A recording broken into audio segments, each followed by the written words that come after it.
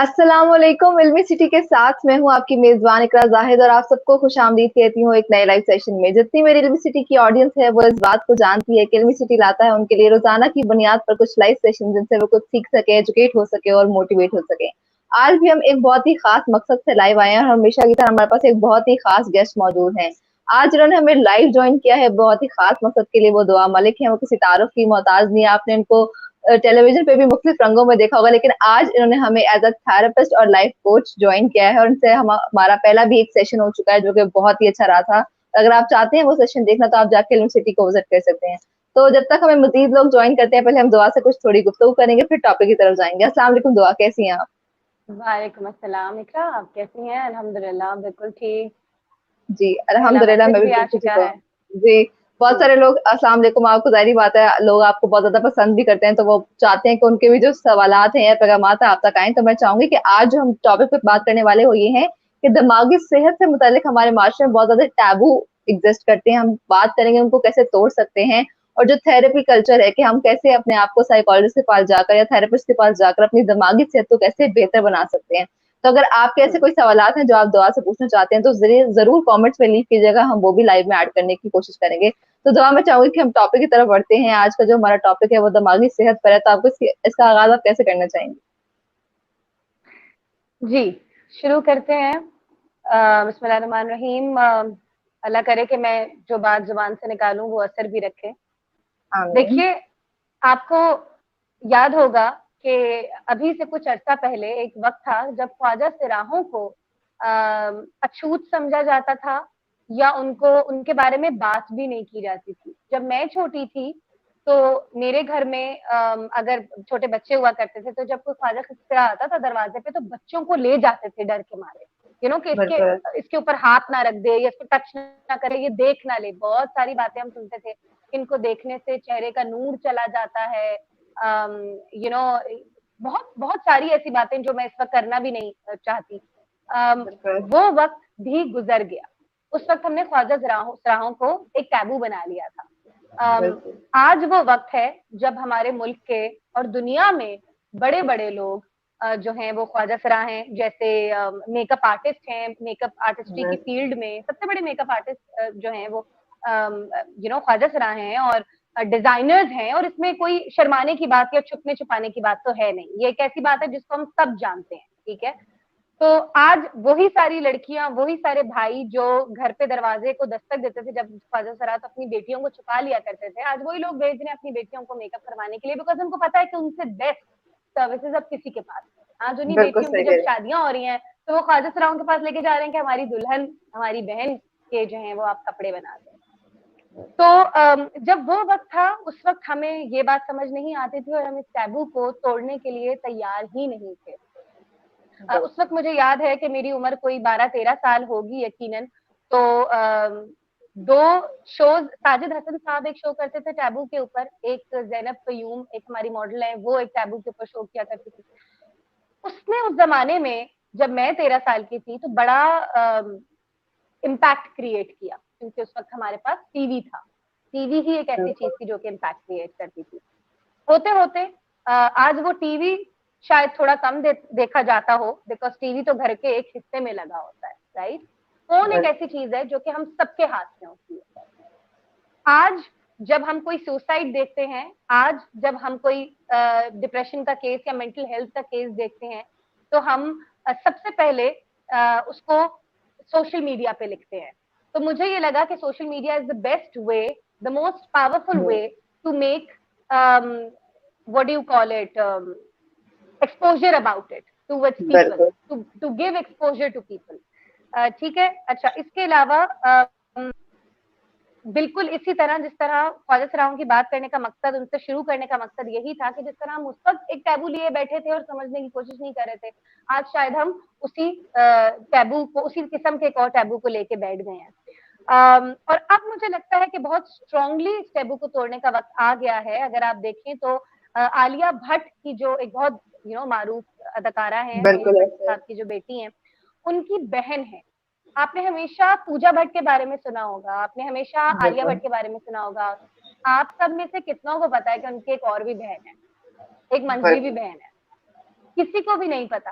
शायद आज कुछ लोगों को पता चलना शुरू हुआ और मुझे खुद, हालांकि मैं इंडिया जा चुकी हूँ, मैं उन सब लोगों के साथ रह चुकी हूँ बॉलीवुड इंडस्ट्री में, बिकॉज मेरी बहन ने 2 फिल्में की हैं बॉलीवुड में। बिल्कुल ऐसा ही है। मुझे खुद नहीं पता था कि इनकी कोई तीसरी बहन भी है। मुझे तब पता चला जब उसने एक डिप्रेशन के ऊपर किताब लिखी, जिसमें उसकी अपनी जाती सारी जिंदगी के बारे में उसने लिखा, और उसने इसलिए लिखा ताकि जब वो खुद एम्पावर हुई, जब वो खुद बेटर हुई, तो उसने कहा कि मैं लोगों की भी जिंदगियों से इम्पैक्ट क्रिएट करूंगी, राइट। बिल्कुल। She been to a therapist, वो बहुत अरसे तक थेरेपिस्ट के पास जाती रही। आलिया भट्ट के, मैं चाहती हूँ कि आप सब लोग, क्योंकि आज हम इस टैबू के ऊपर बात कर रहे हैं, तो मैं आप लोगों को वो मवाद भी दूंगी जिसको आप लोग सुन के, देख के और इल्म हासिल कर सकते हैं। आप लोग इंशाल्लाह। जरूर जो है वो आलिया भट्ट की, उनकी बहन के बारे में जो इंटरव्यूज हैं वो सुनिएगा। जिस तरीके से वो बताती हैं कि डिप्रेशन के क्या अलामात होते हैं, कि मैं हम लोग घूमने के लिए जाते थे बाहर मुल्कों में, वेकेशन के लिए जाते थे, और मैं और पूजा जो है वो बाहर जाके घूमते थे, और जब मैं बहुत तैयार होके एक्साइटेड होके अपनी बहन के पास आती थी, क्योंकि वो मेरी हम उम्र थी, पूजा बड़ी थी, तो वो कहती थी, एन वक्त में कहती थी कि मैंने नहीं जाना। उसकी सगी बहन जवानी तक ये नहीं समझ सकी कि उसकी जो बहन है वो जहनी अजियत का शिकार है। फिर हम आते हैं, ये मेटाफोर्स देना, ये कहानियां बताना बहुत जरूरी होती है। इससे शायद हमें ये एहसास हो कि हमारे आसपास भी ऐसे लोग, हमारे सगे बहन भाई, हमारे दोस्त यार भी ऐसे हो सकते हैं जो कि मैं जहनी अजियत से गुजर रही हूँ और हमें पता ना हो। बिकॉज ये देखिए, अगर मेरी एक आंख छोटी हो जाएगी ना इस वक्त, तो आपको फौरन पता चल जाएगा कि इसकी आंख में कोई मसला है। अगर मैं 2 छींके मार लूंगी तो आपको पता चल जाएगा कि दुआ को सर्दी लग गई है या गर्मी लग गई है, व्हाटसोएवर, राइट।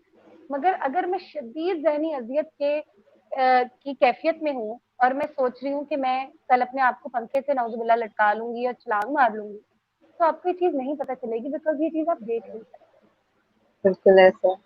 इसके बाद मैं बात करना चाहती हूँ कि हमारे घरों में हर कोई, आज आप देखें कि हमें दांत का दर्द होता है तो हमें बता दिया जाता है कि आप फला टैबलेट ले लें, दांत के दर्द के लिए वो वाली गोली है, मसल पेन के लिए यार वो वाली गोली ले लो, नजले जुकाम के लिए ये वाली बेस्ट है। हम तो, या तो कुछ फैमिलीज ऐसी 50% लोग वो होते हैं जो कि छींक मारने पे भी डॉक्टर के पास चले जाते हैं, इतने कॉशियस होते हैं, और बाकी के 50% वो होते हैं जो खुद डॉक्टर होते हैं। बिल्कुल ऐसा ही है। इसमें मैंने वो लोग तो शुमार ही नहीं किए जो गूगली डॉक्टर है।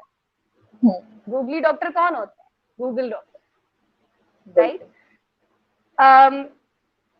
फिर मैं आती हूँ उन सारी बातों पे जो कि एज अ थेरेपिस्ट मैं आज आप लोगों से शेयर करना चाहती हूँ, बिकॉज जब लोग मेरे पास आते हैं थेरेपीज के लिए तो उनके जहन में बहुत सारे सवाल होते हैं।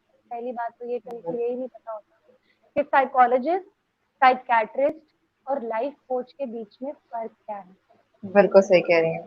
साइकियाट्रिस्ट वो होता है, मैं चाहती हूँ इस वीडियो को ज्यादा से ज्यादा आप लोग शेयर करें, ताकि इसमें मैं आपको वो बेसिक्स बताऊंगी जो जिन बेसिक्स को जानने की पहले तो जरूरत है। साइकियाट्रिस्ट वो होता है जो आपको केमिकल्स के थ्रू, दवाइयों के थ्रू आपको ठीक करता है। वो दवाइयां आपको क्यों देते हैं? पहले तो लोग हमारे आके दवाइयों से ही डर जाते हैं, मैं पागल थोड़ी हूँ, मैं दवाइयां लूंगा, मैं पूरा दिन सोता रहूंगा, मैं दवाइयां लूंगा तो मैं कभी छोड़ नहीं सकूंगा दवाइयां। मैं आपको बताती हूँ कि दवाइयां दी क्यों जाती हैं अगर आपका केस साइकियाट्री की हद तक पहुंच चुका है। लेकिन पहले तो ये होता है कि हम उदासी की कैफियत महसूस करते हैं। मैं सबको बताती हूँ कि ये बहुत नेचुरल कैफियत है, इससे आप भाग नहीं सकते, इसको आप खत्म नहीं कर सकते किसी भी थेरेपिस्ट के पास जाकर। नेचुरल कैफियत है, होगी, उसको आपको हैंडल करना आ जाता है। जब आपकी मुसलसल कैफियत रहती है, होता क्या है कि हमारे जहन के अंदर जो केमिकल्स, खुशी और गमी के केमिकल्स होते हैं, डोपामाइन आपने सुना होगा, सेरोटोनिन आपने सुना होगा, राइट। जब ये बनना ही खत्म हो जाते हैं ना, जैसे किसी लड़की को या किसी लड़के को हार्मोन्स की प्रॉब्लम हो सकती है, बिल्कुल इसी तरह जब ये खुशी के केमिकल्स बनना खत्म हो जाते हैं, नेचुरली आपकी बॉडी बनाना बंद कर देती है, राइट। जिस तरह शुगर में आपकी बॉडी शुगर कंट्रोल करना बंद कर देती है, फिर आपको ऊपर से डोज लेना पड़ता है खाने से पहले शुगर पेशेंट हो। बिल्कुल इसी तरह जो साइकियाट्री तक केस पहुंच चुका होता है, उसका जहन जो है वो खुशी के हार्मोन्स बनाना खत्म कर देता है। अब वो बंदा लाचार हो चुका है, अब उसको ऊपर से डोज चाहिए, उसको खुशी के कैप्सूल चाहिए, उसको जरूरत है कि वो 30 दिन खाएगा या वो 3 महीने खाएगा, और फिर उसकी नेचुरली बनना शुरू हो जाएंगी, शुरू हो जाएंगी, शुरू हो जाएंगी। ये ऐसा ही है जैसे मैं आपके अंदर एक पॉजिटिविटी का बीज बो दूं, राइट, पौधे के अंदर एक बीज डाल दूं, फिर उसको छोड़ दूं कि अब ये खुद ही उगेगा, राइट।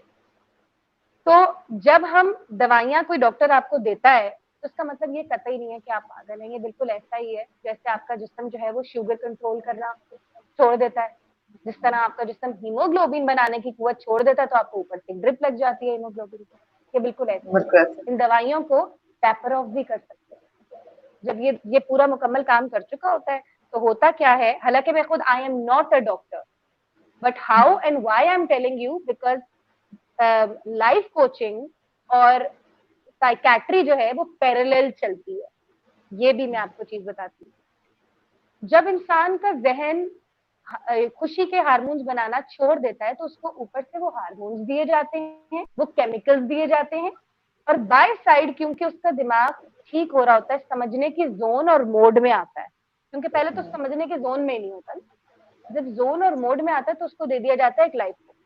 अब यहाँ से दवाइयां भी चल रही है, यहाँ से लाइफ कोच भी लाइफ चल को। रहा है, लाइफ कोचिंग भी चल रही है, ठीक है, ताकि जो गुबार आपके अंदर आ चुका था, जब तक आपका दिमाग केमिकल्स नहीं बना रहा था खुशी के, वो गुबार आप इस बंदे के ऊपर निकाल के फेंकते रहे ताकि दिमाग खाली हो जाए।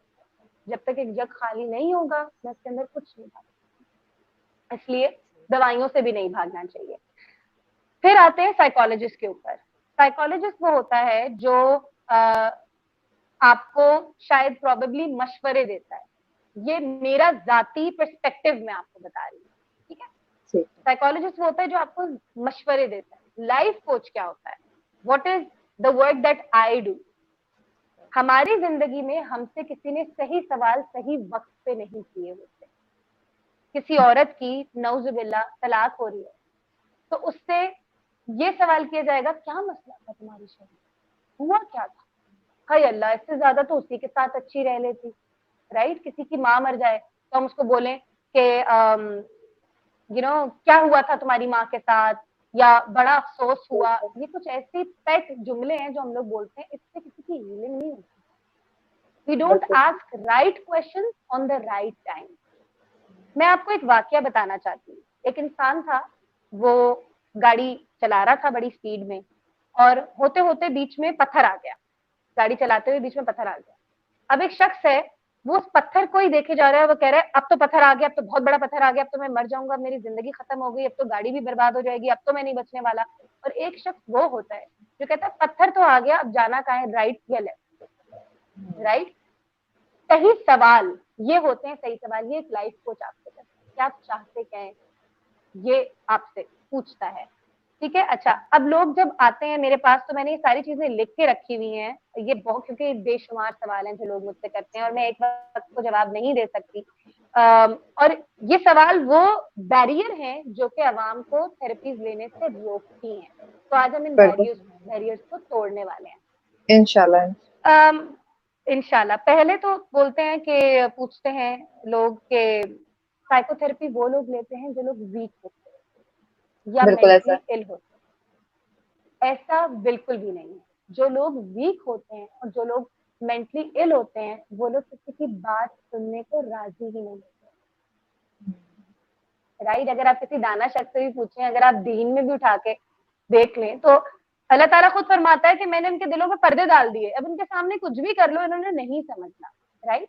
तो समझने वाला जो इंसान है, जो समझने की सूर रखता है या समझना चाहता है, उसको तो खुदा ने अक्लमंद बनाया है, अपने से प्यारा बनाया है, अपने से करीब बनाया है, राइट।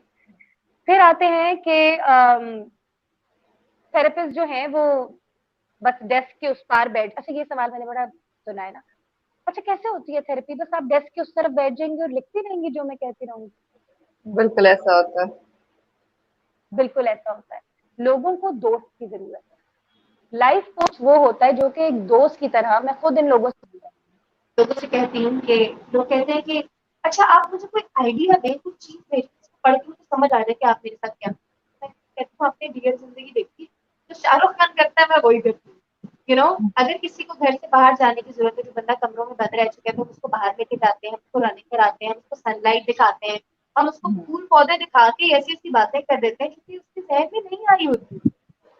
ये वो चीजें जो आपकी माँ भी आपके साथ घर में नहीं कर रही होगी। तो वो 3 टाइम खाना बनाएगी, तो ये देखिए कि हाय मेरा बच्चा खाना नहीं खा रहा, कमजोर है।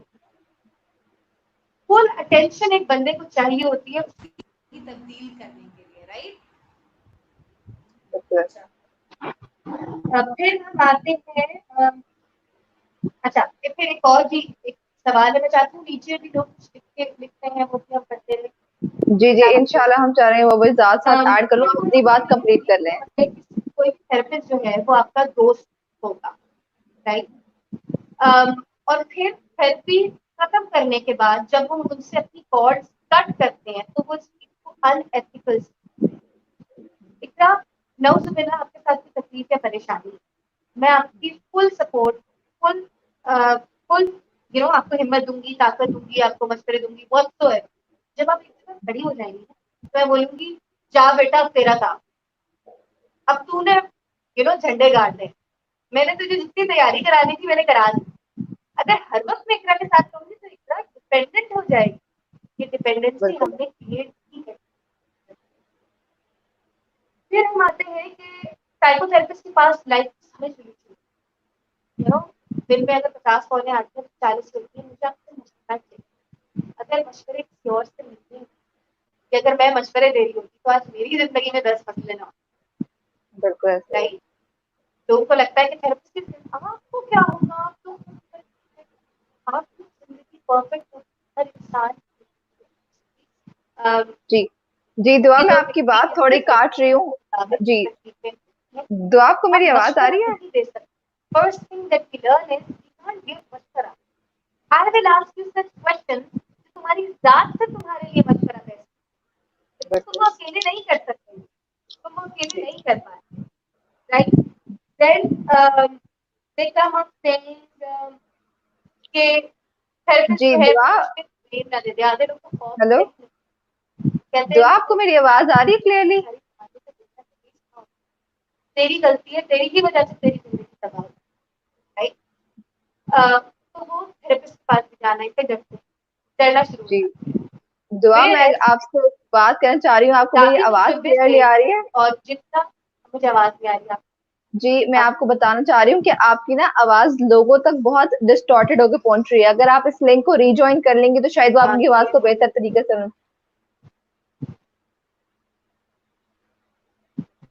एक सेकंड। दुआ का कुछ इश्यू चल रहा है वॉइस का, हम कोशिश करें। बहुत सारे लोग जी दुआ, आपकी आवाज ना काफी लोगों को डिस्टॉर्टेड होकर पहुंच रही है, तो बहुत सारे लोग लिख रहे हैं कि दुआ की हमें आवाज अच्छे तरीके से नहीं आ पा रही है। तो अगर आप दुआ आप इस लिंक को रीजॉइन कर लें, आप जिस लिंक से आपने हमें ज्वाइन किया उस दुआ आप इस लिंक को रीजॉइन कर लें।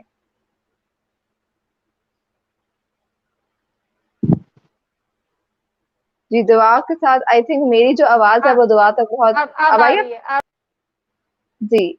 तो दुआ के साथ हमारा जो राब्ता था वो थोड़ा सा मुनक़ता हो रहा था बार बार, क्योंकि उनकी जो आवाज थी वो मेरे ख्याल से प्रॉपरली आप तक नहीं पहुंच पाई थी, और मैंने भी काफी दफा उनको मेंशन करने की कोशिश की, लेकिन आई थिंक या तो कोई लिंक में इशू आ गया है या कोई इंटरनेट का मसला है। तो जितने भी लोग हमें ज्वाइन किए हैं, बहुत सारे लोग अपने सवालात ऐड करने की कोशिश कर रहे थे, इंशाल्लाह हम उनको भी ऐड करने की कोशिश करेंगे। जैसे मैं दुआ दोबारा ज्वाइन करते हैं, हम इंशाल्लाह दुआ से दोबारा जो भी आपके सवालात हम करेंगे। और हुमायूं खान साहब, आप हमारे रेगुलर आप आके इल्मी सिटी की वीडियोस देखते हैं, हम आपको बिल्कुल देखते हैं। आपका बहुत शुक्रिया हमें ज्वाइन करने के। दुआ ने हमें दोबारा रिकनेक्ट कर लिया। जी दुआ, आपको मेरी आवाज क्लियरली आ रही है? जी बिल्कुल क्लियरली आ रही है। क्या आप कुछ कह रही थी या मैं कंटिन्यू कर सकती हूँ? जी नहीं, आप कंटिन्यू कर दें। मैं बस आपको ये बता रही थी कि ऑडियंस की तरफ से बहुत ज्यादा ना रिस्पॉन्स आ रहा था कि आवाज क्लियर नहीं आ रही, तो बस मैं उसी लिए आपको ना बार बार कनेक्ट करने की कोशिश कर रही थी कि आपकी आवाज आप रीजॉइन कर लें। तो अब आपने रीजॉइन कर लिया, अब आपकी आवाज बिल्कुल क्लियर है, अपनी बात को कंटिन्यू कर क्या दें। आप बता सकती हैं कि लास्ट मेरी कौन सी बात आप लोगों ने सुनी है? जी दुआ, आप जो अपनी बात बता रही थी ना कि आप स्टोरी आपने बता ली, उसके बाद जो आपकी वॉइस थी ना वो कटने लगी, मेरे तक आ रही थी लेकिन ऑडियंस तक नहीं जा पा रही थी। तो मैं चाहूंगी आप अपनी बात को स्टोरी के बाद से दोबारा रिपीट कर दें। ठीक है ठीक है ठीक है। गाड़ी वाली स्टोरी, राइट? ड्राइविंग वाली जी स्टोरी। बिल्कुल बिल्कुल। पत्थर ठीक है, आया, एक लाइट शख्स राइट जाना है, ड्राइविंग, लेफ्ट हाँ जाना है, ठीक पत्थर है। आया, बिल्कुल पत्थर आया और बंदा जो था वो एकदम से घबरा गया और उसने कहा कि पत्थर आ गया है, अब मेरी जिंदगी खत्म हो जाएगी, अब मैं मर जाऊंगा। डर गया वो शख्स, बिल्कुल वो सिर्फ पत्थर पे कंसंट्रेट करने लग गया। बिल्कुल। कहा मेरी गाड़ी तबाह हो जाएगी, सब मैं मरने वाला हूँ। और एक शख्स वो था जिसने बोला कि पत्थर तो आ गया है, अब मैंने राइट जाना या left. So this is the power of right question. ये राइट क्वेश्चन आपका थेरेपिस्ट आपसे पूछता है। उसके बाद कुछ लोग ऐसे होते हैं जो कि ये समझते हैं कि थेरेपिस्ट जो है वो एक साइड पे, डेस्क के एक साइड पे बैठ जाएगा और हमसे सिर्फ सवालात करेगा और नोट डाउन कर रहा होगा। क्या मैंने ये बात बताई आप लोगों को? आप लोगों को आवाज आई है? बिल्कुल जी, बिल्कुल आ रही है। ठीक है। अच्छा, मैं आपको एंड में ही बता रही थी बड़े मजे की बात कि अगर 50 कॉलें आती हैं तो उसमें से 40 जो है वो क्वेरीज आती हैं कि दुआ मलिक से एक मशवरा चाहिए।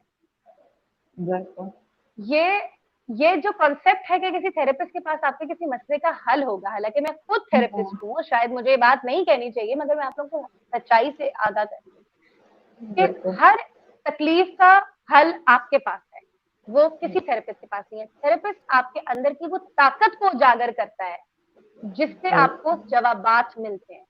क्योंकि आप जो इकरा जो अपनी जात के लिए अपने लिए मशवरा ले सकती है, दे सकती है, वो मैं नहीं दे सकती। हाँ, मैं इकरा की नेगेटिव इमोशंस को ऐसा मार दूंगी, मैं इकरा के लिमिटिंग बिलीव्स को ऐसा मार दूंगी कि इकरा इतनी स्ट्रांग हो जाएगी कि वो फिर मुझे मशवरे दे देगी। थेरेपिस्ट ये काम करता है। उसके बाद क्योंकि हम लोगों को बहुत आदत होती है कि माशरे में हम लोग जहां भी गए होते हैं वहां पे लोग हमें ये कह रहे होते हैं कि तेरी जिंदगी में जो हुआ तेरी अपनी गलती थी, तेरी जिंदगी में जो गलतियां हुई, बुराइयां हुई, वो तेरी अपनी गलती थी। इसलिए आधे लोग तो थेरेपिस्ट के पास जाने से वैसे ही डरते हैं, क्योंकि उनको ये लगता है कि वो जिंदगी में किसी से मिलेंगे वो मुझे ही ब्लेम करेगा। मैं आपको मतलब एक वाकया बताऊं। अभी रिसेंटली जर्मनी में मेरी एक क्लाइंट है, उसका बहुत बुरा एक एक्सीडेंट हुआ और जब वो हॉस्पिटल गई तो इवन जो डॉक्टर्स थे वो उसको ब्लेम कर रहे थे कि हाउ वर यू ड्राइविंग। उस चीज का उसके जहन में ऐसा इम्पैक्ट पड़ा कि वो 3 साल बाद मुझसे सेशंस ले रही है और वो ये चीज रियलाइज कर रही है कि लोगों का ये कहना तुम्हारी जिंदगी में जो हुआ उसमें तुम्हारी गलती है, तुम्हारी वजह से सब कुछ हुआ, इस चीज का इतना बुरा इम्पैक्ट पड़ता है कि कभी भी इंसान अपना दिल किसी के सामने भी नहीं खोलता। मैं चाहती हूँ इकरा, आप देखिए अगर कोई सवाल है हमारे पास जी जी, तो हम उनके दुआ भी बहुत सारे सवालात आ रहे हैं मेरे पास। यहाँ पे मैं अमीर माविया का सवाल ऐड करना चाहूंगी। कह रहे हैं कि दिमाग दिमाग को सुकून देने वाला कोई काम बताएं जिससे हम काम करें, असल से हमारे दिमाग को सुकून है। और साथ ही साथ असद भी यही पूछ रहे हैं कि आई एम असद, दिमाग को सुकून कैसे हासिल किया जाए? दोनों प्लीज वजाहत करें। दोनों के सेम सवाल है कि दिमागी सुकून कैसे हासिल किया जाए। अच्छा, अब मैं जहां आ रही थी ना इकरा, इसी बिल्कुल बात में इनका भी जवाब है। एक बिल्कुल। एक तबका वो भी है जो ये सोचता है कि एक एक सेशन में मैं ठीक हो जाऊंगा, या मुझे कोई ऐसी बात बता दें कि जिंदगी बदल जाए। दिमाग को बिल्कुल सुकून कैसे मिल सकता है? इसकी यही तो हमने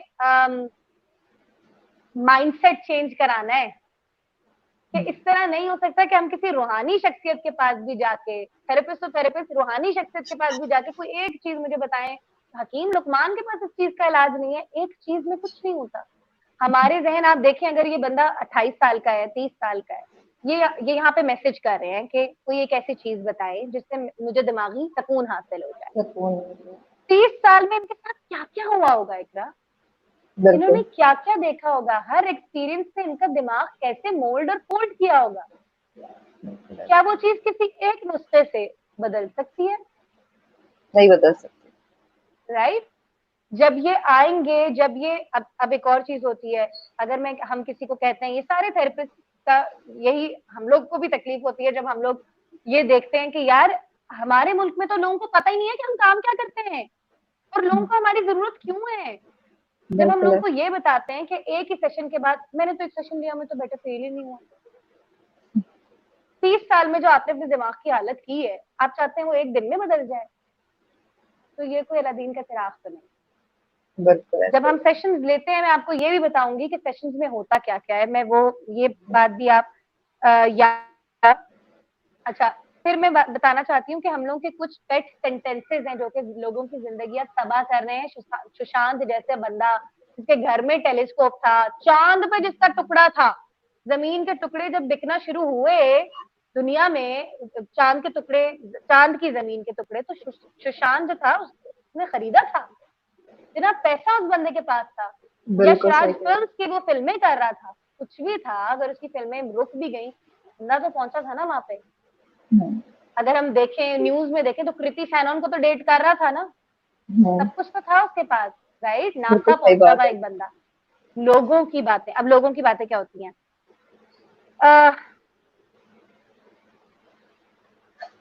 कभी कुछ पॉजिटिव भी सोच लिया करो, अल्लाह का दिया सब कुछ तो है तुम्हारे पास, तुम 5 वक्त की नमाजें पढ़ो सब ठीक हो जाएगा। हालांकि मैं खुद 5 वक्त की नमाजी हूँ, नीचे आके तो मुझे फतवा ना दे, और अगर दे भी दे तो मेरी बला से, बिकॉज बहुत सारी चीजें ऐसी होती हैं। डिप्रेशन हमारे प्रॉफिट सल्लल्लाहु अलैहि वसल्लम को हुई है। सूरह दोहा क्यों आई? सूरह दोहा का मतलब कभी किसी ने समझा है? ये उन लोगों के लिए जो कीबोर्ड मुल्लाज होते हैं ना, तो नीचे आके से फतवे दे देते हैं, उनके पास कोई डिग्री नहीं होती। रसूल अल्लाह सल्लल्लाहु अलैहि वसल्लम के जब बेटे का इंतकाल हुआ तो कोई जानता है कि उनकी ज़हनी कैफियत क्या होगी और अल्लाह ताला ने उनसे क्या बात की? जब उनके ऊपर वहियां आना रुक गई तो वो समझे कि शायद खुदा मुझसे नाराज हो गया है।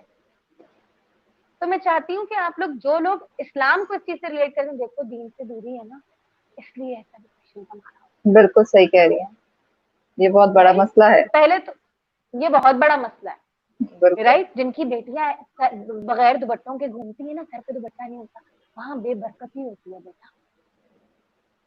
तो आप पहले अपने दीन को अच्छी तरीके से पढ़े, लोगों के ऊपर तोहमत या लोगों का दिमाग बनाने से पहले कभी कुछ अच्छा भी सोच लिया करो। इतनी सी उम्र में तुम्हें क्या जरूरत है? जब ये चीज मैं बहुत स्ट्रांगली देखती हूँ, आप यकीन करें, ये बात मैं बड़ी खरी आपको बता रही हूँ, कोई यकीन करे ना करे, अगर 50 बंदा मेरे पास आता है ना, 45 बंदा छुप के थेरेपी करवाता है।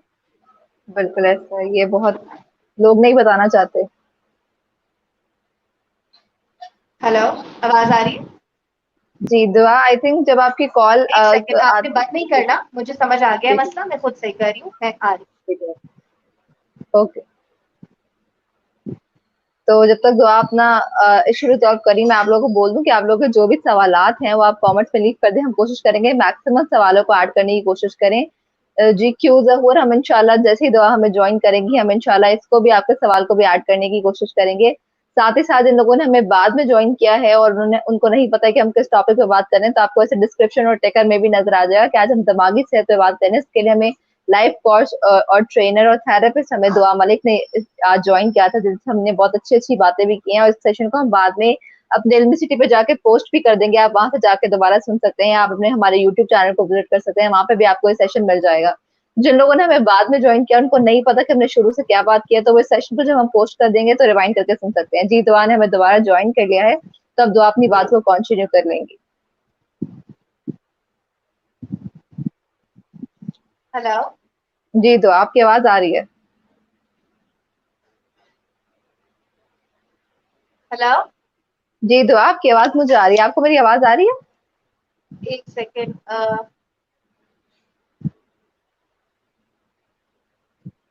थोड़ा सा कुछ, जी मुझे आपकी आवाज आ रही है दुआ, आपको मेरी आवाज आ रही है कि नहीं आ रही है? अच्छा, मैं तो दुआ का थोड़ा सा जो वॉइस का इशू आ रहा था वो शुरू में भी आ रहा था, तो हम कोशिश कर रहे हैं उसको रिजॉल्व कर हाँ लें, फिर जी, साथ ही साथ हम लोग अब आपकी आवाज आ रही है बहुत क्लियर। हाँ जी, ठीक है। अच्छा, 50 में से 45 बंदा जो है वो छुप के थेरेपी करा रहा होता है, क्योंकि हम लोगों ने अपने साथ रहने वाले माँ बाप, बहन भाई, बीवी, बच्चों को इतनी लेवरेज नहीं दी हुई कि वो अपने इमोशंस को प्रोसेस कर सकें। हम लोगों ने ये चीज शर्मिंदगी का बायस बना दी है। एक बच्चा जिसको आज रिजल्ट की दौड़ में सारा बच्चा घूम रहा है, माँ बाप ने खुद अपने आप को डिप्रेशन दी हुई है कि बच्चा जो है वो फर्स्ट नहीं आया हमारा, राइट। स्ट्रीट स्मार्टनेस जो है वो उसका कॉन्सेप्ट ही खत्म हो चुका है। वो जब तक उसको 1+1=2 नहीं पता, तो मेरा बच्चा स्मार्ट नहीं है। चाहे वो जाके कहीं भी झंडे गाड़ दे, मेरा बच्चा स्मार्ट इसलिए नहीं है बिकॉज उसने ग्रेड्स नहीं लेकर आया, राइट। तो जब एक बच्चे को इतनी डिप्रेशन मिलती है, या एक ब्रोकन हाउस से कोई बच्चा होता है जिसने माँ बाप को बिछड़ते और टूटते हुए देखा होता है, इवन उन बच्चों को भी मैंने ये सुनते हुए देखा है कि बेटा तुम्हारी तो इतनी सी उम्र है, तुम्हें क्या जरूरत है। हमें ये सोचना चाहिए कि आप लोग को मैं एक बड़े मजे की बात बताऊं, मैं इस चीज का भी शऊर देना चाहती हूँ कि आपको पता है हम लोग गलत शादियां क्यों करते हैं, गलत लोगों से शादी क्यों कर लेते हैं? वो इसलिए कर लेते हैं बिकॉज हम अपने माँ बाप का रिश्ता आपस में जैसे देख रहे होते हैं ना, हम उन चीजों को अपना स्टैंडर्ड बना लेते हैं। मैंने अपने बाप को एक मखसूस रवैया अख्तियार करते हुए अपनी माँ के साथ देखा, तो मैं उसी रवैये वाले मर्द को अपनी जिंदगी में लेकर आऊंगी और मुझे मोहब्बत भी हो जाएगी। ये लव की पूरी साइंस है, ये लव ऐसे ही नहीं होता। लव जब हो जाता है, मैंने तो बड़ी मोहब्बत की शादी की थी यार, मुझे तो 5 साल बाद पता चला कि यार ये बंदा तो ऐसा है। वो होता ये है कि उस वक्त तो हमें हमारा माइंड, क्योंकि बच्चा 7 साल तक 5 साल तक सिर्फ जो देखता है उसको कॉपी कर रहा होता है, और हमें ये चीज रियलाइज नहीं होती। जब हम वो कॉपी कर लेते हैं तो हम स्टैंडर्ड सेट कर लेते हैं कि एक अच्छा मर्द या जीवन साथी ऐसा ही होता है, जो आपको मारता पीटता है, जो आपको प्रॉब्ली गालियां देता है, जो आपके साथ एक जिससे लैंग्वेज में रोब बोलते वाला, हैं हीरो रोब रखता है। रोब में रहता है, राइट। हमने उस लवी डवी वाला कॉन्सेप्ट तो मार ही दिया ना, बिकॉज हमने जो देखा हमने वो एब्जॉर्व कर लिया, और फिर शादी के 10 साल बाद पता चला कि भाई ये तो गलत बंदा निकला, आपका पीस तो खराब है, राइट। सो इन सारी चीजों पे रोशनी डालने की मुझे लगता है कि बहुत ज्यादा जरूरत थी। मैं चाहती हूँ कि कोई भी सवालात हैं तो अब आप लोग बिल्कुल सवालात करना शुरू कर सकते हैं, जी। और मैं आई विल सवाल ऐड रिस्पॉन्ड। करना शुरू कर दे, ठीक है, मैं सवाल ऐड करना शुरू करती हूँ। यहाँ पे जो क्यों जहूर सवाल पूछ रहे थे कि मेरी एज 63 है, मैं कभी यकदम किसी का नाम या उसकी पहचान भूल जाती हूँ, फिर खुद ही याद आ जाता है, तो मेरे साथ ऐसा क्यों होता है? मेमोरी लॉस का थोड़ा सा देखिए इश्यू है। बड़ी एक नॉर्मल सा फिनोमिना है। वैसे तो मैं चाहती हूँ कि क्योंकि आपकी एज 63 है तो आपको चाहिए कि आप किसी न्यूरोलॉजिस्ट के पास भी जाके चेकअप करवाएं, देखें, इस चीज को अटेंशन दें। मगर यूजुअली अगर मैं बड़ी एक सरसरी और एक बड़ा जनरलाइज आपको आइडिया या जवाब दूं इस चीज का, वो ये है कि जब उम्र बढ़ती है तो हमारे जिस्म के हर हिस्से की सकत कम होने लगती है। जब सकत कम हो जाती है, कैपेसिटी प्रोसेस करने की कम हो गई, अब मैं चीजों को प्रोसेस करने की हिम्मत कम रखती हूँ, बर्डन उतना ही है लाइफ में, काम उतने ही है लाइफ में, सोचें उतनी है लाइफ में, शायद बढ़ जाए, क्योंकि इस उम्र में हम फारिग होते हैं, थोड़ा सा काम चीजें रिस्पॉन्सिबिलिटी थोड़ी कम हो जाती हैं, तो हम सोचते भी ज्यादा। तो फिर क्या बिल्कुल होता है कि एक वक्त आता है थोड़ी देर के लिए हमारा माइंड खुद ही उस पर स्लीप मोड पे नहीं जाता, लैपटॉप स्लीप मोड पे चला जाता है जब टच ना किया जाए, वो स्लीप मोड भी हो सकता है। बहरहाल बहुत सारी मेडिकल टर्म्स भी हैं जिससे मैं इस चीज को रिलेट कर सकती हूँ, मगर मैं कहना नहीं चाहती बिकॉज आप किसी वहम का शिकार ना हो जाएं। तो जब बिल्कुल आप इस एज में, तो मुझे लगता है कि आपको न्यूरोलॉजिस्ट के पास भी जाके दिखवाना चाहिए। सलाम, जी। मुझे बहुत जल्दी गुस्सा आ जाता है क्योंकि मैं कंट्रोल नहीं कर पाती एनी मेडिसिन। अच्छा, ये देखें, आप सवाल चेक किया आपने, मेडिसिन चाहिए इनको बिल्कुल फौरन ना। से। अच्छा, मेडिसिन भी आपको तब प्रिस्क्राइब होती है, तब नहीं होती जब आपको पता चल जाए मुझे गुस्सा आता है तो बस मुझे मेडिसिन चाहिए, बिल्कुल मुझे सैडनेस फील हो रही है तो बस मुझे मेडिसिन चाहिए।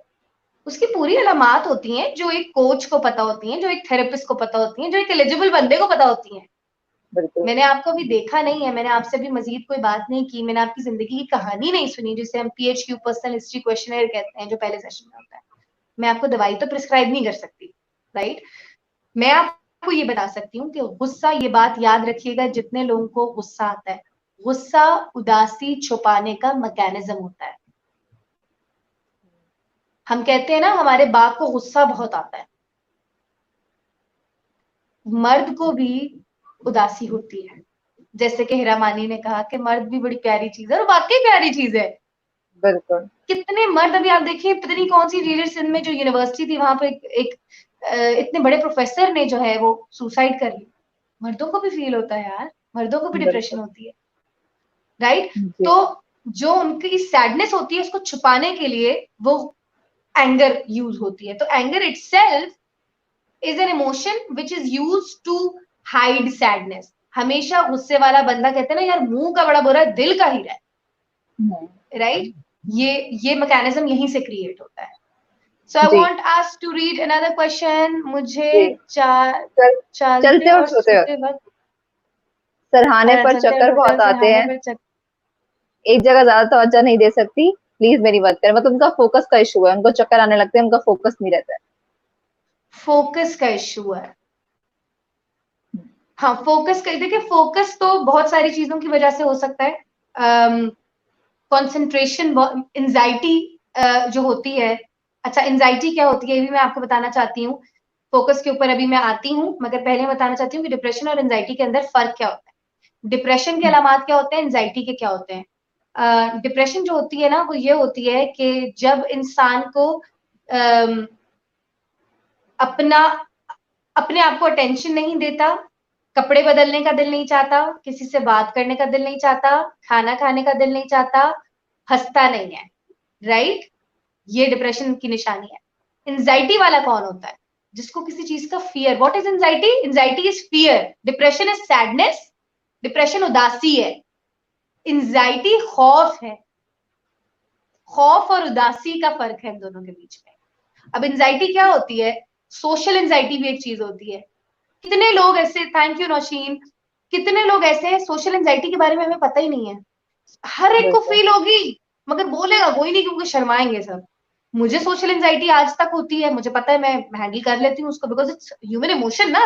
आई know how to handle it.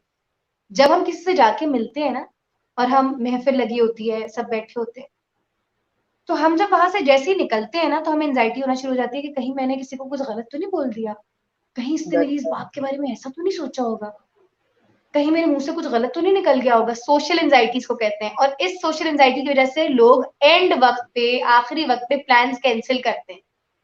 अगर आप सब जो लोग देख रहे हैं, आपके घर में कोई ऐसा बंदा है, कोई ऐसा बच्चा है, यूजुअली एंजाइटी बच्चों में बहुत होती है, बिकॉज उनको बिल्कुल। स्टैंडर्ड्स बहुत ज्यादा दे दिए गए होते हैं लाइफ में। बेटा तू ऐसा करेगा तो ही तू अच्छा इंसान है, राइट? कहीं भी जाते हुए, शादी ब्याह पे जाते हुए, नहीं अम्मी मैंने नहीं जाना। क्यों नहीं जाना? बस नहीं जाना, दिल नहीं जा रहा। आपका बच्चा सोशलाइज क्यों नहीं कर रहा? क्या बात है? उसकी तह तक, जड़ तक हम पहुंचते नहीं है, उल्टा बच्चे को 4 ताने दे देते हैं उसके ऊपर कि तू कहीं जाना पसंद नहीं करता, और बच्चा और जो है वो अपनी जहन के अंदर फंस जाता है, right? So that is the difference between anxiety and depression. Anxiety क्या होती है? किसी भी चीज का फियर हो सकता है, फियर ऑफ नथिंग भी इसको कहते हैं साइकोथेरेपी में। Fear of nothing. जैसे जब मुझे एंजाइटी होती थी, तो मुझे बस कुछ गलत होने वाला है, और क्या होने वाला है कुछ नहीं पता, दिल, हार्ट पल्पिटेशन होती है। डिप्रेशन में बीपी लो हो जाता है, उल्टा बीपी लो हो जाता है। एंजाइटी में क्या होता है? खोलती पर स्टडी नहीं कर पाती, प्लीज हेल्प मी। अच्छा, एंजाइटी में क्या होता है कि हार्ट पल्पिटेशन होती है, बहुत जोर से दिल का धड़कना। कितने लोग ईसीजी जाते हैं आपको पता है? आप किसी जाके जो ये कार्डियोलॉजिस्ट वगैरह इन लोगों से पूछे, कितने लोग ईसीजी करवाने जाते हैं, हमारे दिल में दर्द है और हमें पता नहीं है क्यों है। वो ईसीजियां निकलती है, बोलते हैं आपकी पूरी स्कैन ठीक है, आपको हाँ। क्यों दर्द हो रहा है? एंजाइटी की वजह से आपको हार्ट एक्स्ट्रा पल्पिटेशन होती है, आपकी दिल, आपको लगता है हलक में एक गोला सा बन जाता है, गोला सा बन जाता है जो फंस जाता है, और बस फंस जाता है वो, राइट? आपकी सांस बहुत ऐसे होने लग जाती है। ये बिल्कुल इसके भी बहुत सारे सवालात आते हैं कि मेरा दिल एकदम से धड़कना शुरू हो जाता है, और कुछ लोगों को तो एक्स्ट्रा एंजाइटी की वजह से ना ऐसे हाथ कांपना शुरू हो जाता है। इसको हाँ कहते हैं जी। Panic attack. ये जिन लोगों के साथ एक सडन ये वाली कैफियत होती है ना, इनको कहते हैं पैनिक अटैक्स कहते हैं इनको। ये एंजाइटी जब जरूरत से ज्यादा बढ़ जाती है तो आपको ये अटैक्स आने लगते हैं, आपको पैंटिंग शुरू हो जाती है, स्वेटिंग शुरू हो जाती है। इसमें आपके जिस्म के अंदर कोई बीमारी नहीं है। आपको, आप ना जाए डायबिटीज के डॉक्टर के पास, आप ना जाए कार्डियोलॉजिस्ट के पास, आपके इमोशंस आपके जिस्म पे बहुत हावी हो गए। मैं आपको एक और बात बताना चाहती हूँ। कुछ लोग ऐसे होते हैं जिनको कोई बुरी खबर, आपने सुना होगा ना, यार इसके बाप को ये बुरी खबर मिली तो उसको हार्ट अटैक हो गया। बिल्कुल ऐसा होता है। सही है? बुरी खबर मिली, हार्ट अटैक हो गया, इनको मत बताना दिल का पेशेंट है। सही है? अब दिल तो एक फिजियोलॉजी है ना, दिल तो एक फिजियोलॉजी है। इमोशन फिजियोलॉजी पे कैसे कैसे असर कर रहे हैं? ऐसा कि बंदे को दिल का अटैक ही हो गया। मुझे माइग्रेन हो जाता है टेंशन में। कैसे होता है भाई? टेंशन तो एक इमोशन है, इमोशन का तो कोई मैटर ही नहीं करते इमोशन, तो तुम्हें माइग्रेन कैसे हो गया? इतना पता है, इतना मानते हैं कि टेंशन की वजह से हमें दिल का दौरा पड़ जाता है। आप अगर किसी भी डायबिटीज के पेशेंट को देखें, आप उससे पूछें आपको जिंदगी के किस हिस्से में डायबिटीज हुई थी, वो आपको बताएगा जब मेरी घर में ये किसी की इंतकाल हो गया, हाँ। अम्मी के मरने के बाद मुझे डायबिटीज हो गई। बिल्कुल ऐसा। हमारी ये चीज समझने की जरूरत है। जो लोग समझते हैं कि थेरेपी जरूरी नहीं है या कि पैसा बनाने का धंधा है, ये भी सुनते हैं हम, पैसा बनाने का धंधा है। तो जान लें कि ये जो दर्द है ना, ये कहीं ना कहीं कुछ लोग ऐसे होते हैं जिनको पेट में मरोड़ उठते हैं, पेट में दर्द हो जाता है, फौरन से पेट में दर्द हो जाता है। आपका हर इमोशन कहीं ना कहीं हिट करता है। एंगर की एक बिल्कुल ऐसे ही। मखसूस जगह है हिट करने की, जैसे पेट। सैडनेस का दिल पे असर करता है। फियर आपका कहीं और लिवर में आपको वो करता है। ये मैं चाहती हूँ आप लोग जरूर गूगल मास्टर तो सारे हैं यहाँ पे, तो ये चीज जरूर ढूंढिएगा आप लोग कि कौन सा इमोशन कहाँ हिट करता है। ये हमारी सेहत तबाह कर देता है। तब जब हम डॉक्टरों के पास जाके जो है वो सिटी स्कैन करवा रहे होते हैं 10-10 हजार के, तब आपको कोई नहीं आपका पैसा खलता। आपका पैसा वहीं खलता है जब आप ये देखते हैं कि इमोशंस को मैं क्यों सेट करने जा रहा हूँ थेरेपिस्ट के पास। बिल्कुल मैं सही ये कह रहे हैं। बात दावे से कहती हूँ, अगर हम लोग 14 साल के बच्चे को ये बात समझाना शुरू कर दें कि it is healthy to go to a therapist every 6 months, आपके पास बिल्कुल कोई जिस्मानी बीमारी हो ही नहीं सकती। बिल्कुल ऐसे ही है। क्योंकि आपने इसको इतना हल्का समझा हुआ है और आपने सारी बॉडी को इतना मैटर करता हुआ समझा है। एक्चुअली ये है, दिस इज एवरीथिंग। ये सेट है तो सब सेट है। जिस्मानी सेहत से ज्यादा इसको तवज्जो दीजिए। अपने बच्चे की भी, पता है कितने तो बच्चे आप लोगों को पता है 8 साल की कम की उम्र से कम उम्र का जो बच्चे का इमोशंस होते हैं वो प्रोसेस सही नहीं कर पाता। इसीलिए 8 साल से छोटा जो बच्चा होता है उनके साथ हमने कितनी लड़कियां देखी होंगी जिनको बचपन में हिरासमेंट हुई होती है, सेक्सुअल हिरासमेंट हुई होती है। तो हम बड़े होते हैं, हम सोचते हैं यार मैंने उस वक्त अम्मी को क्यों नहीं बताया, क्यों नहीं बताया। अम्मी तो हर वक्त साथ होती थी। फिर हम ये सोचे यार मैं अम्मी से डरता था, नहीं मैं तो अम्मी से डरता भी नहीं था, तो क्यों नहीं बताया। क्योंकि जब वो सेक्सुअल हरासमेंट हमारे पास हमारे साथ हो रही होती है तो हम इस कैफियत में होते हैं कि यार ये हो क्या रहा है, ये समझ नहीं आ रहा। क्योंकि बच्चे को तो जिन्स के बारे में कुछ पता ही नहीं है। हाँ, पकड़ लिया किसी ने तो पकड़ लिया, बड़े हो गए तो फिर कितने ऐसे क्लाइंट्स आते हैं मेरे पास जो मुझे बताते हैं कि मैं 24 साल की हुई, मैं 28 साल की हुई तो मैंने अपनी अम्मी को बताया कि अम्मी उस घर में, मोहल्ले के उस घर में उसका बेटा मेरे साथ ये करता था, या मेरा अपना कजन मेरे साथ ये करता था। क्योंकि हमारा ब्रेन प्रोसेस नहीं कर पाता। अब जो पेरेंट है उसका फर्ज है, अगर वो अलामात देख रहा है तो वो किसी चाइल्ड साइकोलॉजिस्ट के पास ले जाए। बिल्कुल फैमिली डॉक्टर के पास तो ले जाते हैं लोग कि मेरे बच्चे को छींक आ गई, खांसी आ गई। तो जब आप देख रहे हैं कि बच्चा बाहर जाने से डरना शुरू हो गया, बच्चा स्कूल जाने से बिल्कुल डरना शुरू हो गया, कहीं स्कूल का चौकीदार तो नहीं छेड़ता, अब इन चीजों के बारे में बिल्कुल क्यों डरते हैं यार। आई होप कि जितना ऐसे ही है। मैंने अभी तक, जितना मेरे अंदर इल्म था, मवाद था, मैंने मैक्सिमम आप लोगों के साथ शेयर करने की कोशिश की। अब क्वेश्चंस अगर आप लोग पॉप इन कर सकते हैं तो कर दीजिए, बिल्कुल एंड देन यहाँ पर मिशा मिशा हुसैन पूछ रही है कि मैं स्टडी करना चाहती हूँ लेकिन बुक्स पर फोकस नहीं कर पाती हूँ, प्लीज हेल्प मी। बुक्स खोलती हूँ पर अच्छा, स्टडी नहीं कर ये भी पाती। एंजाइटी होती है। जिस तरह हम बाहर निकलते ही नहीं है ये सोच के कि बाहर जाएंगे तो किसी के साथ कोई उल्टी सीधी बात कर देंगे, ये सोशल एंजाइटी होती है, बहुत लोगों के साथ होती है। किताब खोलने से पहले ही डर जाना, क्योंकि आपके हमेशा कहीं ना कहीं जहन में ये है कि आप पढ़ के भी आपने कुछ नहीं करना। आप ऐसा सोचती हैं कि पढ़ के भी क्या कर लूंगी, याद तो होगा नहीं, समझ तो आएगा नहीं, राइट। देखिए अगर मैं इकरा आपको बिठा दूं ना टीवी पे शो होस्ट करने के लिए तो आप फिर बैठ जाएंगी। अगर मैं आपको बोलूंगी कि इस घर का प्लस्तर कर दें तो आप 2 मिनट खड़े होकर सोचेंगे कि हाय मेरा क्या काम है इसमें, बिल्कुल this is not me, I am not gonna do it, right. So limiting believes इनको कहते हैं, लिमिटिंग बिलीव्स इनको कहते हैं। लिमिटिंग बिलीव्स ये हमारे लाशऊर में होती हैं, जैसे इनको भी नहीं पता होगा कि इनको इस बिलीफ ने लिमिट कर दिया है टूवर्ड सक्सेस। बिल्कुल इसी तरह लाशऊर से वैल्यूज निकालता है कोच। वैल्यूज क्या होती है वो मैं आपको बताऊंगी। मुझे जी। घुटन सी फील होती है, मैं अकेला रहना पसंद करता हूँ, बहुत कम लोगों के साथ बहुत कम बोलता हूँ और बहुत सारा काम मुझे इमोशनल नहीं, और बड़े से बड़ा काम मुझे इमोशनल नहीं कर सकता, पर नई लोगों के साथ सेट होने में टाइम लगता है, क्या करना चाहिए। अच्छा Abdul Hafeez, thank you so much for your question, because आपका क्वेश्चन बहुत जरूरी था। इन्होंने एक बात फरमाई कि मुझे बड़े से बड़ा गम जो है वो इमोशनल नहीं कर सकता। बिल्कुल ये वो लोग होते हैं जो अपनी जात को सबसे ज्यादा तकलीफ, क्योंकि देखें फितरत को जो अल्लाह ने बनाई है, आप उसके सामने आके खड़े होके ये नहीं कह सकते कि अल्लाह तूने मुझे बखरा बनाया है बाकी सबको एक जैसा बनाया है। You are a human, you hold emotions, you feel them, do not run away. It is not going to make you a stronger person. Stronger person वो नहीं है जो ये कहता है मुझे तो कुछ फील ही नहीं होता। स्ट्रॉन्गर पर्सन वो है जो अपनी स्टोरी आके सबके सामने बताए। जैसे मैं बताती हूँ कि मुझे इतने पैनिक अटैक्स होते थे कि मैं पूरे घर में ऊपर नीचे भागती थी। मैं ईसीजी अपनी करवा चुकी हूँ, मेरी इंस्टाग्राम पे पिक्चर लगी हुई है अपनी ईसीजी करवाते हुए कि मैं ईसीजी करवाने गई, डॉक्टर कहता है कि कुछ नहीं है और प्रोबेबली आपको गैस हो, राइट? बिकॉज वो एक साइकेट्रिस्ट साइकोथेरेपिस्ट नहीं है, वो कार्डियोलॉजिस्ट है, उसका काम वही है, राइट? और ये अब्दुल हफीज क्योंकि एक मर्द है, हमारे मर्दों को ये बताया जाता है कि बेटा लड़के रोते नहीं है।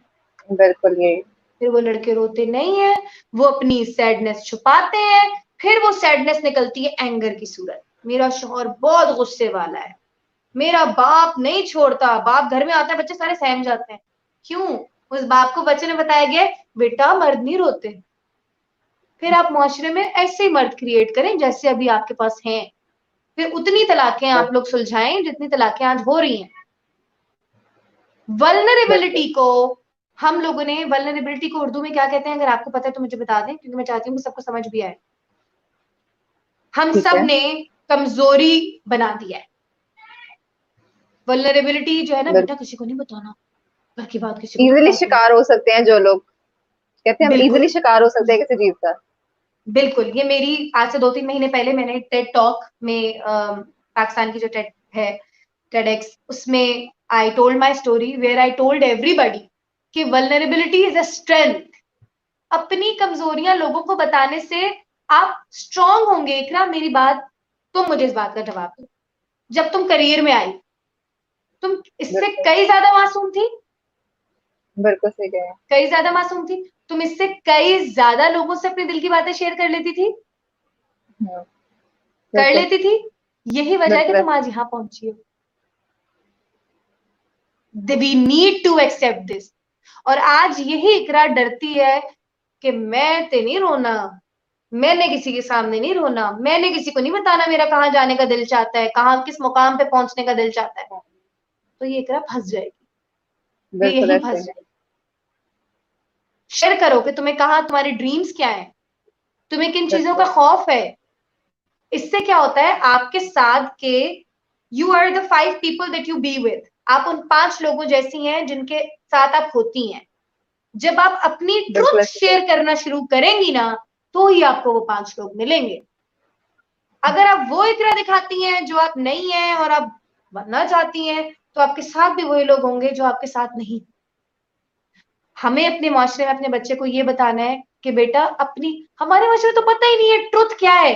What is my truth? My truth is being a therapist. I say I go through anxiety and depression myself. I have problems in my life. And that बिल्कुल is what ऐसे makes me stronger. मैं psychiatrist के पास जाती हूँ और medicine ले रही हूँ। अब मुझे ऐसे फील होता है जैसे कुछ देर के लिए कोई काम हो, भूल जाती हूँ कोई फिर काम वही हो। आता है। ये तो एक मेडिकल इशू है, एक केमिकल्स, बॉडी केमिकल्स का इशू है। आप साइकाट्रिस्ट के पास जा चुकी हैं। मैं चाहती हूँ कि आप उन्हीं को ये बात बताएं, इससे एक लाइफ कोच का कोई वो नहीं हो सकता। मैं आपको ठीक इस हो पे कोई गया। राय नहीं दे और सकती। और भी अगर कोई सवाल है तो ऐड कर दे। सदरा, अदनान, ये सारे सवाल हम ऐड कर चुके हैं, उनके जवाब भी दे चुके हैं। मेरी मम्मी की यादाश्त ये भी अचानक वीक यादाश्त का हो एक गई है। केस है, हाँ जी। क्योंकि इनकी वालदा जाहिर है बड़ी उम्र की होंगी, तो तब तो ये चीजें आना, उजागर होना, ये मसले शुरू हो जाते हैं। Thank you so much Iqra and thank you. इल्मिसिटी, मे बी टुगेदर। हम लोग बहुत मजे मजे के सेशंस करते हैं और इंशाल्लाह। खुदा की तरफ से कामयाबी भी मिलती है। बिल्कुल नेक्स्ट टाइम तक के लिए जब हम लोग एक और मजे का कोई अमेजिंग सा टॉपिक सोचे, मैं चाहती हूँ आप सब भी अपने इनबॉक्सेस में इल्मिसिटी को यहाँ नीचे लिख दें, कमेंट सेक्शन में लिख दें कि आप लोग कौन कौन से टॉपिक्स पे हम लोग को बात करना चाहते हैं, हम लोग को सुनना चाहते हैं, चाहते हैं। तो मैं जरूर उनके ऊपर सेशंस करूंगी। थैंक यू इकरा, शुक्रिया and thank God you bless thank you. You. Allah हाफ़िज़। हाँ, thank you Dua for joining us. और जितने भी लोगों ने आज हमें ज्वाइन किया, मैं उनको बता दूं कि दुआ ने हमें आज ज्वाइन किया था। और अगर आपने इस सेशन से कुछ सीखा है तो प्लीज इसको बाकी लोगों के साथ भी शेयर करें ताकि वो भी कुछ सीख सके। इंशाल्लाह जैसे आपको दुआ ने भी कहा, अगर आप कोई चाहते हैं उनकी तरफ से टॉपिक देखना तो प्लीज कमेंट्स में जरूर लिख करिएगा। आज के लिए आपके लिए इल्मिसिटी की तरफ से सिर्फ इतना ही। इंशाल्लाह आपकी खिदमत में हाजिर होंगे किसी नए लाइव सेशन के साथ। तब तक के लिए अपनी मेजबान इकरा जाहिद को दीजिए इजाजत और देखते रहिए इल्मिसिटी। खुदा हाफिज।